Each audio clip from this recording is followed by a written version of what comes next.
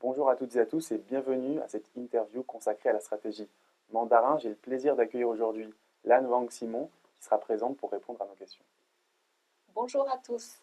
Bonjour. La première question est la suivante. Comment expliquez-vous la performance du fonds sur les 3 dernières années? Un excellent couple rendement-risque et une volatilité qui a été divisée par deux par rapport à l'indice. Est-ce plutôt lié à des paris sectoriels, intrasectoriels ou à la gestion de l'exposition nette? Merci Délan pour la question. Depuis le lancement du fonds d'ailleurs, qui date de 2010, nous avons toujours mis l'accent sur la protection à la baisse.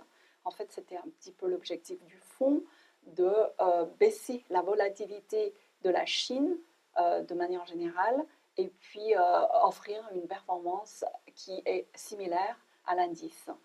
C'est le pari réussi du mandarin. Et depuis les 3 dernières années, l'équipe a mis beaucoup d'accent sur l'exploitation du secteur AI. Nous avons accompagné ce secteur depuis le take-off de AI et nous avons fait des paris euh, au sein du secteur technologie avec un accent sur l'investissement dans l'infrastructure de AI. Nous nous rendons compte que dans la réalisation de l'intelligence générale artificielle, ce sont les maillons dont on a besoin de l'intervention humaine qui présentent le plus de pénuries, tels que les chips, la production des chips de mémoire aussi, les connexions entre les chips, etc. etc. Or, l'Asie et la Chine, ce sont des bases de production pour la réalisation de ce qu'on appelle des hardware. Donc, l'équipe était très surexposée dans ces secteurs de production de hardware dont on a besoin dans la réalisation de AI. Et sur le côté de protection générale, nous avons une exposition de 50% seulement au bêta général du marché, ce qui nous ont permis de faire un choix excellent dans les expositions longues tout en protégeant la volatilité des marchés en général en faisant des shorts sur les côtés futurs, en utilisant des options, etc. On le sait, la Chine est un leader sur deux secteurs stratégiques tels que la technologie et la transition énergétique. Cependant, on observe des écarts de valorisation entre les leaders chinois et les leaders américains de même secteur. Comment on peut expliquer cet écart de valorisation? Pour moi, la différence majeure entre les sociétés américaines et les sociétés chinoises sont qu'en Chine, la compétition dans les secteurs mêmes est féroce. Les marges des sociétés sont beaucoup plus en pression par rapport aux leaders américains. Les leaders américains font face à une compétition assez limitée. On parle des gros leaders dans chaque domaine, ils sont pratiquement en situation monopolistique, ce qui n'est pas le cas en Chine. Nous, on fait face à... Ce sont des productions en masse. Il n'y a pas une seule société, il y a tout un secteur, pléiade de sociétés qui sont en compétition dans le même secteur, ce qui font que les marges sont souvent en pression. Donc, dans notre portefeuille, nous, on fait attention au choix des titres. Non seulement c'est un secteur porteur, ok, la technologie, surtout dans l'infrastructure, et l'énergie renouvelable, mais nous, on fait attention à des sociétés qui pourraient protéger leurs marges, soit par la technologie plus avancée ou par leur position leader qui peuvent consolider le upstream jusqu'au downstream. Euh, donc, nous, on fait attention au choix des titres aussi.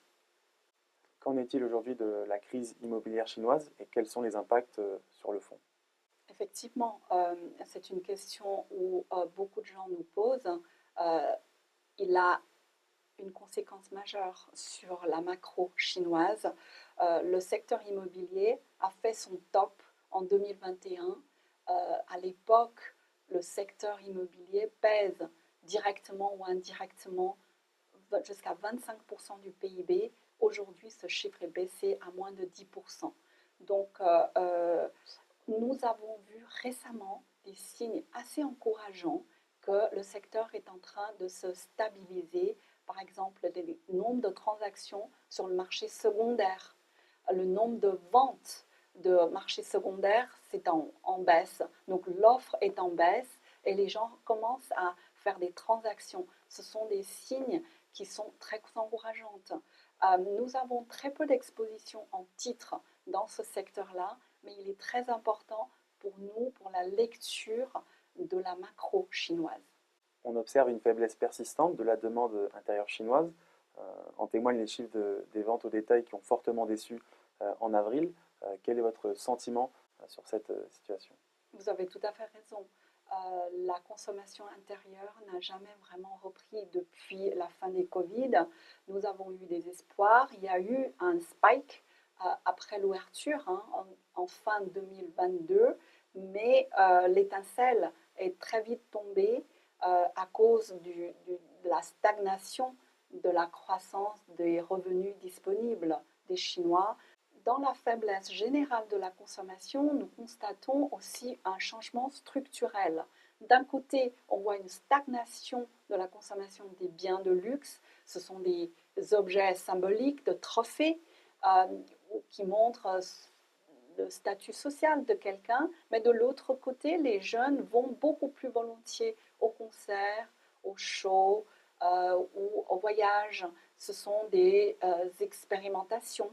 Le côté expérimentation et ce plaisir, se faire plaisir à soi, qui sont en forte hausse.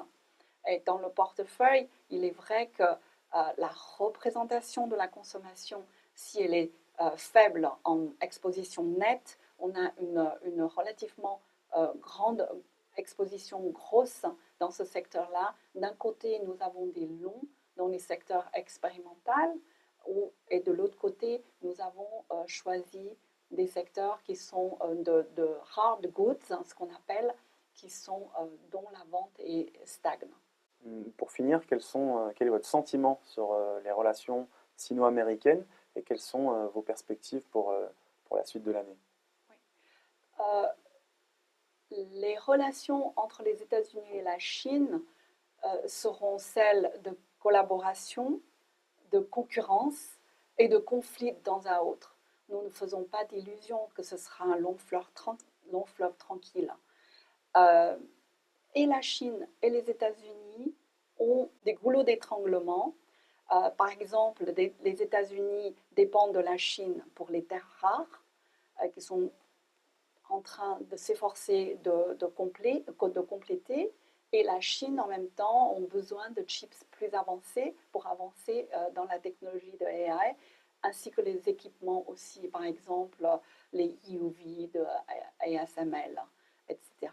Donc, les deux pays se rendent compte qu'ils ont vraiment besoin de l'un de l'autre et l'un n'arrive pas à tuer l'autre totalement. Donc, c'est une relation de collaboration dans beaucoup de domaines. Vous avez vu que récemment, Trump est allé en Chine avec une délégation très haut niveau de tous les businessmen américains pour montrer le respect ou l'importance de cette collaboration.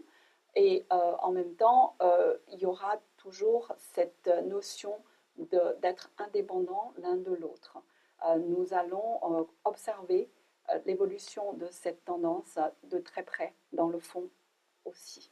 Très bien. Merci beaucoup, Lan, d'avoir répondu à nos questions. Et merci à vous d'avoir suivi cette interview. Voilà. Les perspectives pour la solution, la stratégie mandarin sont très bonnes. Pour rappel, si vous avez des questions sur la stratégie, n'hésitez pas à vous tourner vers vos interlocuteurs Pictet, que ce soit Jean, Yann ou moi-même. On se fera un plaisir de répondre à vos questions. À très bientôt. Merci beaucoup.